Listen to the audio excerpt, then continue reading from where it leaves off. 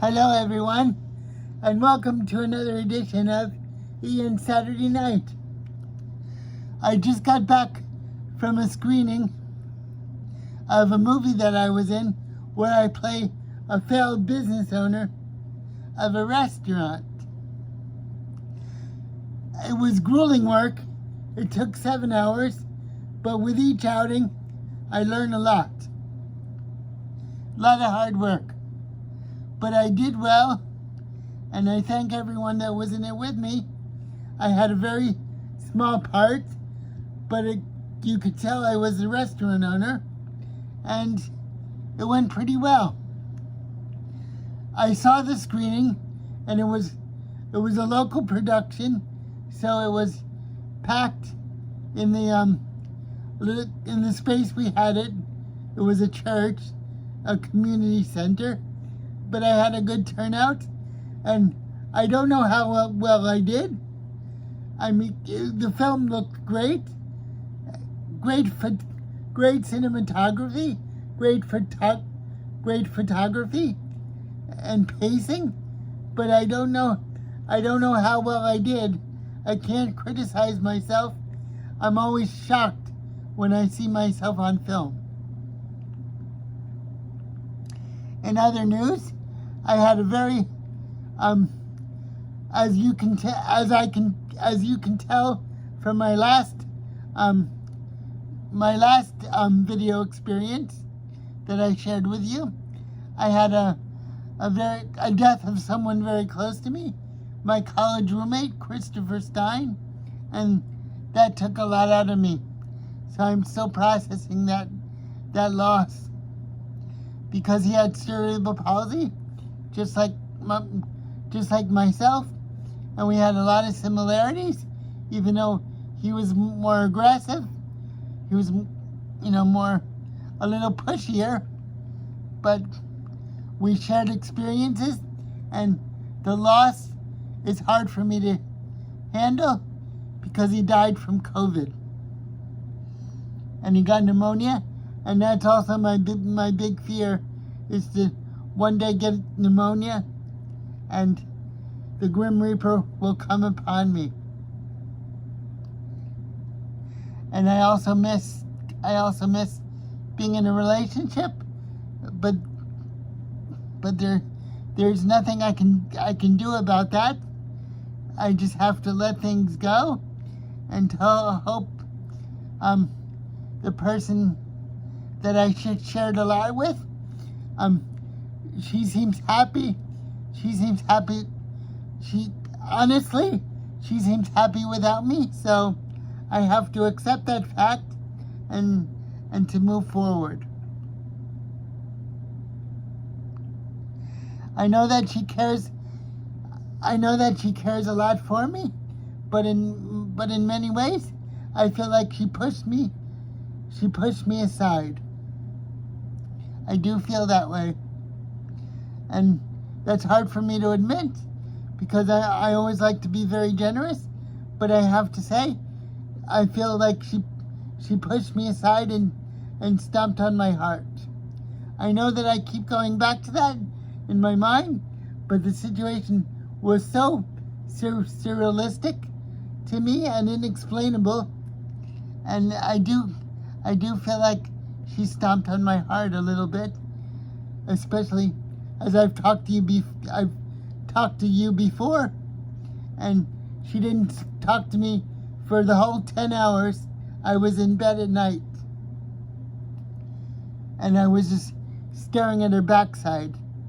I know that I talk about it quite often, but I still can't wrap my head around it. And the way my mind works, I tend to obsess about things a little bit, and to work it backwards and forwards in my mind, because it was quite devastating. And I can be honest with you about that. And I feel when I talk to my audience, I don't know who my viewers are, but I thank you. And I talk to my audience, and I feel like you know exactly how I feel. Because I've shared many many video episodes with you all. And on other things, I'm trying to paint again, which will be exciting. I will try to paint again, and I have some ideas. I have an idea to do another Vision of Purgatory, because I've done a few versions of Purgatory in watercolor and gouache, and they came out quite well. I'm obsessed with the idea of Purgatory, very much so. I haven't said that very often or mentioned theological subjects, but I am very, very obsessed with Purgatory for some reason. I think that I often feel guilty. I carry around a lot of guilt in my actions of relationships, because I feel like I'm super careful not to hurt anybody's feelings, the people who I care for, and what happens inevitably is I do hurt people's feelings, and I have all the best intentions of not doing it, but yet, as hard as I try, I feel like I end up hurting somebody's feelings, and I do feel guilt, quite a lot of guilt actually. But somehow I just have to keep moving on, and as some of you know, I also sometimes I feel euphoric in the realm of shopping, and I've had experiences where I shop and I feel aroused. That's something that I also talk about in my video experiences. So I have a lot of things going on in my head, and there's precious little that I'm unwilling to discuss. As I told you, this is an experiment that I've done. I've done about 25 episodes now, and those of you who've watched me know me quite well, in positive and negative ways. Because I feel like this video experience is a way of facing myself, and that's hard to do with all my imperfections and my pluses and my minuses. I'm also not a very eloquent speaker, but when I write, my thoughts seem to flow better. But often right away, I'm not the most eloquent speaker, but you can tell my heart.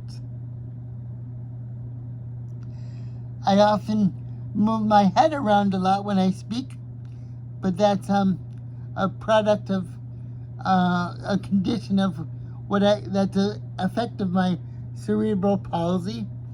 I've known people with cerebral palsy, and when they get to talking and conversing, their head moves around a lot. Right now, my head hasn't really moved around a lot, because I feel very comfortable talking with you all. And I'm also a better speaker talking in my bed, for whatever reason. When I'm in my chair, I feel my diaphragm get squashed, and it affects my speaking ability. When I'm in bed and I slow down, I can speak quite well. I often thought in my dreams, is if I spend all day in bed, I'd be the smoothest man or person you would ever see.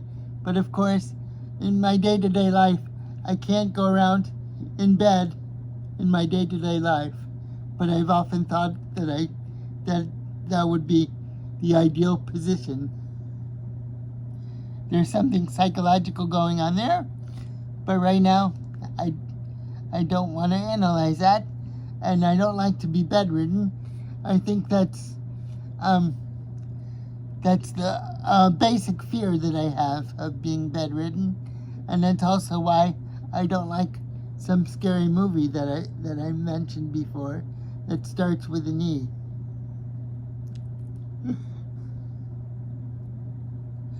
I've written quite a few short stories where I analyze aspects of myself, and I talk about fetishes and obsessions around sensuality and other subjects. But when I get it together, if it's meant to be, I'm sure it'll be out in the public domain. Right now, I'm still working on it. Let's see. The Key West Film Festival is going on. I've had a hard couple days of filming for 7 hours on Saturday night. And right now I'm just taking it easy. I intend to just, tomorrow I want to just rest and take stock of myself and recharge my batteries. Okay, everyone. Thanks for tuning in, and I'll see you next week. Thank you to all my viewers and listeners, and I'll see you next time. Bye, everybody.